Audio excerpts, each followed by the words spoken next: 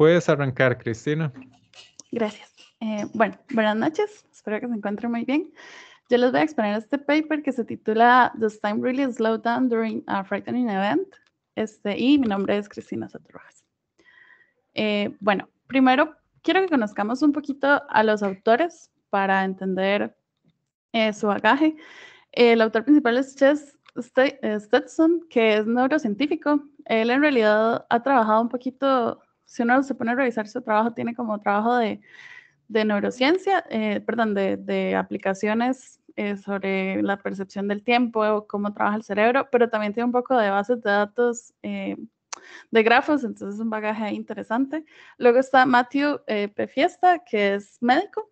De él encontré muy poco, en realidad casi que solo este artículo. Y luego está David Eagleman, que él es neurocientífico y también ha sacado muchos libros, de hecho, y artículos sobre cómo funciona el cerebro y ha explorado toda la parte de sinestesia, de percepción de sentidos faltantes, de cómo se conectan estos sentidos en el cerebro. Entonces también es un autor interesante de investigar, por si les llaman la atención estos temas. Entonces, bueno, con esto en mente, quiero primero que se sitúen en esa imagen que les estoy mostrando. Ese es un puente de cristal que se ubica en China. Y si son como yo, tal vez la idea de estar sobre ese puente les genera terror. Y si yo les pidiera que crucen ese puente, probablemente muchos, como yo, dirían que no. Entonces, cuando nosotros nos enfrentamos ante una situación así, que nos genera terror, que nos dispara algún tipo de terror, muchas veces sentimos durante el tiempo que estamos expuestos a esa situación que ese tiempo es infinito, que se extiende un montón. Probablemente si nos preguntaran si cruzáramos ese puente, ¿cuánto tardamos en cruzarlo? El tiempo que estimemos sea mayor al que realmente duramos cruzándolo. ¿Okay? Eso es un fenómeno que se ha visto ante este tipo de situaciones. Entonces, los autores que les acabo de mencionar quisieron tratar de averiguar por qué pasa eso o si realmente el tiempo va más lento cuando uno se encuentra entre una situación aterradora. Entonces, la presentación a partir de ahora va a ser primero la idea, cuál fue la idea que para este experimento, luego ya cómo la desarrollaron, cómo lo elaboraron y lo ejecutaron, luego los resultados que obtuvieron y finalmente algunas conclusiones de los autores y otras conclusiones propias. Bueno, empecemos con la idea.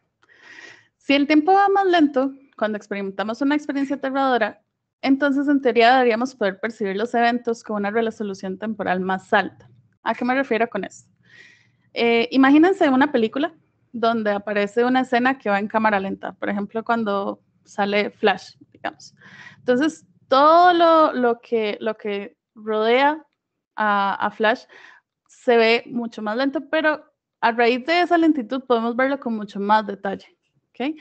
Porque todo está tan despacio que nuestra percepción debería aumentar, en teoría, si el tiempo cambiara. Entonces, no sé si conocen lo que está en la imagen, que se llama un taumátropo. Yo lo conocía, pero no conocía el nombre hasta que leí el artículo, que básicamente es un elemento que va a tener dos figuras. De un lado tiene, como en este caso, una jaula y del otro lado tiene un pájaro. Entonces, si ustedes lo van girando lentamente, probablemente van a ver jaula, pájaro, jaula, pájaro. Pero si lo empiezan a girar más rápido, van a ver como si el pájaro estuviera en la jaula. ¿Por qué? Porque los movimientos van tan rápido que su visión solo captura ambas imágenes juntas. ¿Okay?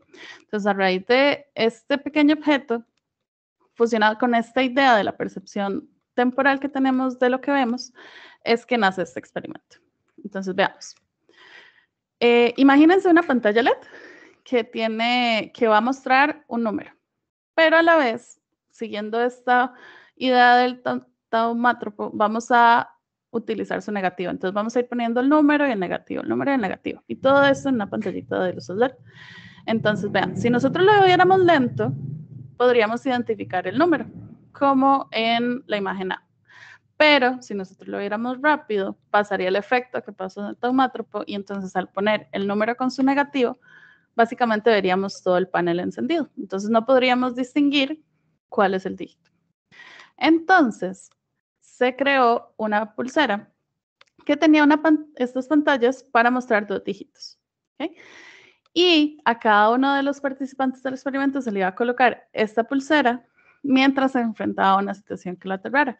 Esa situación iba a ser caer de una torre de 46 metros, con toda la seguridad del caso, con todos los permisos firmados del caso, pero ese era el evento al que se iban a enfrentar. Veamos un poquito más los detalles.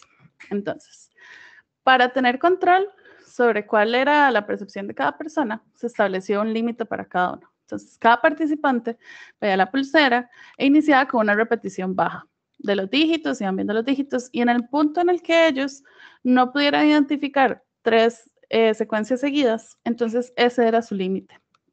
Luego, para acá, los participantes se dividieron en 2 grupos. Unos lo hicieron de día y otros lo hicieron de noche. Entonces, de día participaron 13 personas y esas 13 personas en promedio tenían un límite de 47.4 más menos 3 milisegundos, y de noche participaron 7 personas que en promedio tenían un límite de 33.4 más menos 9 milisegundos.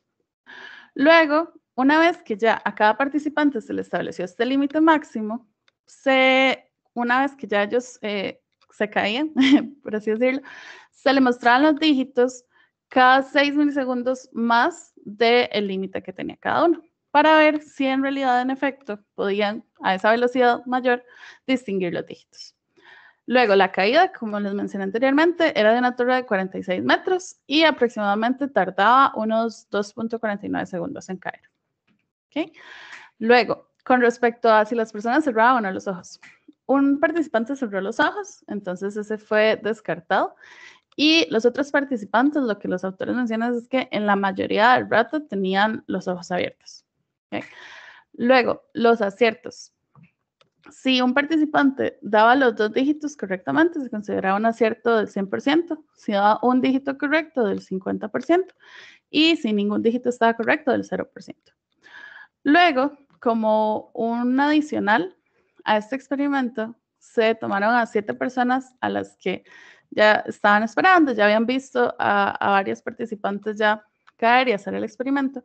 Se les pidió que ellos estimaran cuánto tiempo tardaba la caída. Y esto lo debían hacer antes y después de su caída. Entonces ellos les pedían que imaginaran, o sea, que se contextualizaran en la caída y que estriparan un cronómetro cuando pensaban que llegaban al piso. Y también, por otra parte, para tener control, ¿verdad?, de los resultados de la detección de los dígitos, se aplicó el mismo experimento de determinar cuáles números eran, pero ya en el piso, cuando ya no estuvieran en la caída, para todas las personas que hicieron la caída. ¿Okay? Entonces, veamos ahora los resultados. Bueno, los participantes consultados, estos 7 que les mencioné hace poco, estimaron que la duración fue un 36% mayor y reportaban esta sensación de sentir que fue un periodo de tiempo muy largo.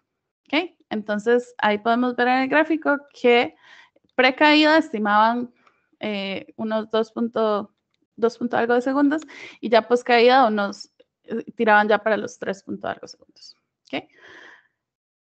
Pero si analizamos los resultados de los aciertos, entonces, los autores hicieron lo siguiente. Considerando que la gente estimaba un 36% más de tiempo, entonces dijeron, bueno, si realmente el tiempo va 36% más lento, entonces estimemos cuál es la cantidad de aciertos que pueden llegar a tener. Esa es la primera barra que se encuentra en el gráfico. Entonces vean que se esperaría que tuvieran esa cantidad de aciertos. Pero en las siguientes 2 barras tenemos los resultados de la cantidad de aciertos que tuvieron las personas en vuelo, bueno, o en caída, y en el piso, que podemos notar que son prácticamente la misma cantidad. ¿Ok? Entonces, considerando esto, llegamos a analizar ya las conclusiones. Entonces, primero, los participantes experimentaron una expansión del tiempo, pero no mejoró su percepción. Si vemos si con estas 7 personas que se hizo la consulta, sí se vio que aumentó en un 36% esa percepción, Pero como vemos acá, los resultados de acierto en caída y en tierra fueron prácticamente iguales. Luego, entonces, no hay evidencia para demostrar que el tiempo pasa más lento ante un evento aterrador. Por lo menos no con este experimento y con estos resultados. Y por el contrario, se especula, y de hecho los autores citan un par de artículos ahí que especulan que esta sensación está relacionada a la memoria y algunas glándulas que se encuentran asociadas a la memoria. Que esto estaría relacionado con el hecho de que el 36% consideró que el tiempo se expandía más. Luego, ahora vienen mis conclusiones personales. Entonces, en primer lugar, yo considero que es una muestra un poco pequeña, porque si se dan cuenta, teníamos 13 de día, 7 de noche, menos el que cerró los ojos. Entonces, quedamos con una muestra de 19 personas. Y no todos hacen lo mismo, porque el experimento de la percepción del tiempo, que me pareció muy interesante comparar ambos resultados, solo lo hicieron 7 personas de las 19, bueno, de las 20. Entonces, a mi parecer, sería más interesante si este experimento se pudiera ampliar, digamos, si podríamos ampliar la cantidad de personas, y no solo eso, sino que todas las personas ejecuten todas las pruebas que tiene el experimento. Por otro lado, las personas tenían los mismos miedos. Yo me cuestioné si realmente este experimento habría tenido el mismo efecto en todas las personas. En mí lo habría tenido. Sin embargo, hay personas que se dedican a hacer deportes extremos, por ejemplo. Entonces, me cuestioné si realmente el hecho de caer en una persona va a tener el mismo efecto. Entonces, creo que tal vez sería bueno que a cada uno de los participantes se le hiciera un estudio previo sobre cuáles son sus principales temores y que se hicieran diferentes experimentos con distintos miedos, que es la siguiente conclusión, porque creo que así podríamos realmente evaluar si la persona está sintiéndose realmente aterrada para lo que a ella le da miedo. Tampoco es que quiero que se asuste a todo el mundo, pero creo que sí valdría la pena hacer experimentos diferentes. Luego, por otra parte, sería preferible que el control del acceso a la pantalla no estuviera en los participantes. ¿A qué me refiero con esto?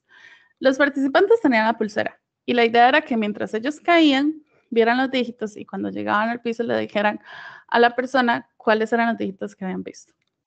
Entonces, si yo me sitúo en esa posición y yo voy cayendo y tengo miedo, pueden pasar muchas cosas. Primero, lo de abrir y cerrar los ojos, que creo que eso definitivamente pudo haber afectado los resultados.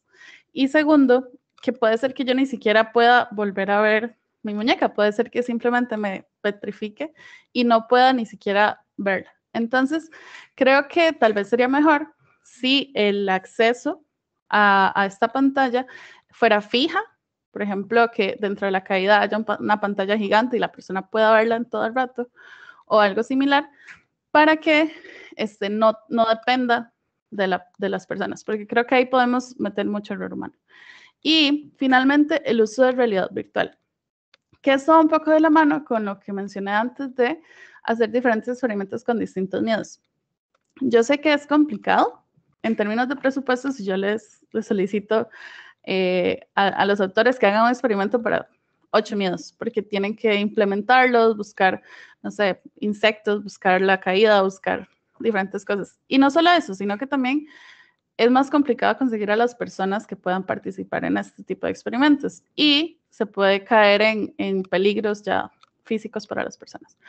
Entonces, aprovechando los avances de la realidad virtual, yo creo que se podría utilizar realidad virtual para simular estos distintos miedos.